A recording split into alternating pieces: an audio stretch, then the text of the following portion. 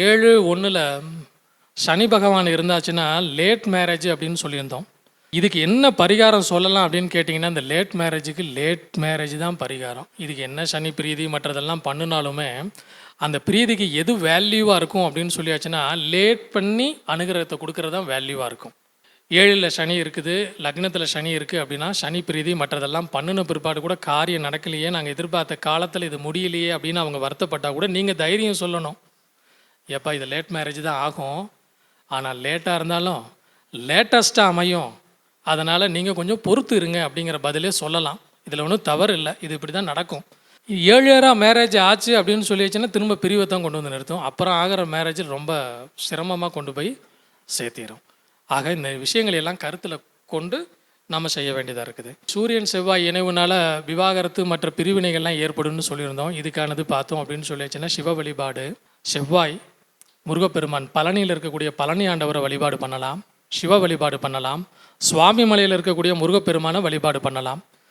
இவங்க எல்லாருமே நமக்கு இந்த பிரிவினையிலிருந்து நமக்கு நிவர்த்தியை கொடுப்பாங்க. இதெல்லாம் நமக்கு ஆலய வழியில் இருக்கக்கூடிய பரிகாரங்கள். சனி சந்திரன் இணைவு அப்படின்னு சொல்லிட்டு புணர்வு தோஷம், சுக்கிரன் சனி இணைவு, புணர்வு கலஸ்தரம், இந்த மாதிரியான தோஷங்கள் எல்லாம் ஏற்படும் போது ஆலய வழிபாடு அப்படிங்கிறன்னு பிரத்யேகமாக ஒரு கோயிலை குறிப்பிட்டு சொல்கிறத விட எல்லாரும் இன்றைக்கி அறிஞ்சு தெரிஞ்சு செஞ்சுட்டு இருக்கக்கூடிய ஒரு விசேஷம் பிரதோஷ பூஜை.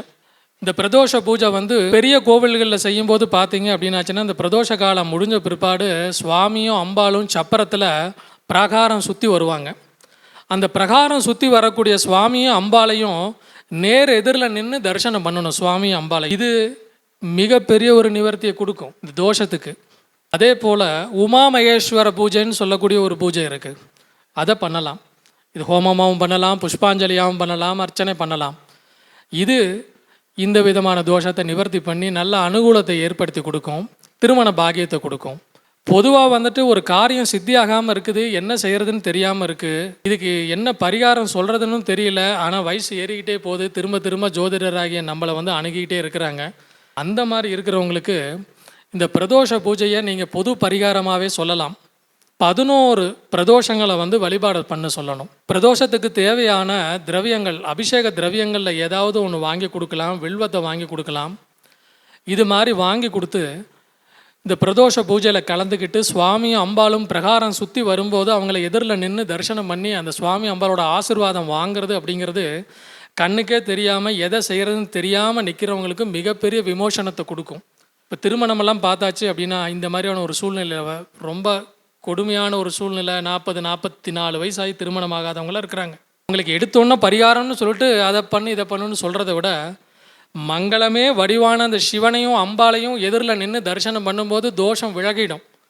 அதனால் வயது கடந்து 40 வயதுக்கு மேலே இருக்கிறவங்களுக்கு திருமணம்னு ஒரு காரியத்துக்கு உங்ககிட்ட வரும்போது சுவாமி அம்பாலையும் வழிபாடு பண்ண சொல்கிறது ஒரு மிகச்சிறந்த பரிகாரம். மங்களன், சிவன்னு சொன்னானே மங்களன்னு பேர். அந்த மங்களமே வடிவாக இருக்கக்கூடிய சிவன் உங்கள் தோஷத்தையெல்லாம் நீக்கி இலகு பண்ணி கொடுத்துருவார். அப்போது ஜோதிடரோட வேலை கொஞ்சம் குறைஞ்சிரும்.